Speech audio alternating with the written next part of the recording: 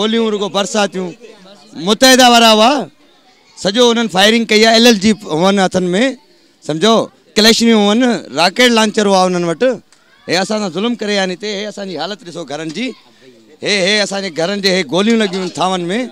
मथे तव्हां ॾिसो हली रिकॉर्डिंग कयो मथे जी छा हालत आहे छा गोलियूं हयूं अथऊं छा असांजी रुगी फैमिली अकेलियूं ज़ैफ़ियूं अकेलियूं जिन्हनि में असांखे घर में परेशानी थी वई आहे हे हालत ॾिसो असांजे थांवनि जी हे ॾिसो हे जेके शीशे जा थां सॼा भॻा पिया आहिनि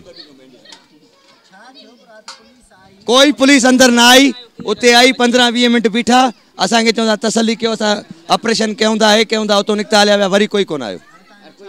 असांजो मतिलबु इहो आहे त बाबा असांखे अमन खपे असां वटि न औज़ार आहे न असलो आहे न कुझु आहे असांखे या त डॉक्टर ज़ुल्फ़कार मिर्ज़ा खपे असांखे डॉक्टर ज़ुल्फ़कार मिर्ज़ा खपे 3000 माण्हू आया आहिनि हिते मान लाइ 3000 माण्हू मूंखे तव्हां ॿुधायो ही छा आहे हे सिंधियुनि सां नाजाइज़ियूं बंदि कयो खुदा जे वास्ते नाजाइज़ियूं बंदि कयो बाबा ही नाजाइज़ थी विया असां सां कल्ह खां वठी जेको त फेरिंग नाजाइज़ थी विया हर शइ असांखे को तहफ़ुज़ कोन थो मिले घरनि में अची माण्हू कढिया अथनि मारिया अथनि हिते फेरिंग कनि सरियाम जेको हिन सां बंगाली बि शामिल आहिनि ऐं महाजर शामिल आहिनि असां सिंधियुनि खे चकरा ॻोठ खे हिते सड़नि ई नथा हो चाहिनि था चकरा ॻोठ असां कोज़ो कयूं चकरा ॻोठ ख़ाली करायूं बस ये नाजायज़ कराची असांजी आहे ऐं सिंधियुनि जी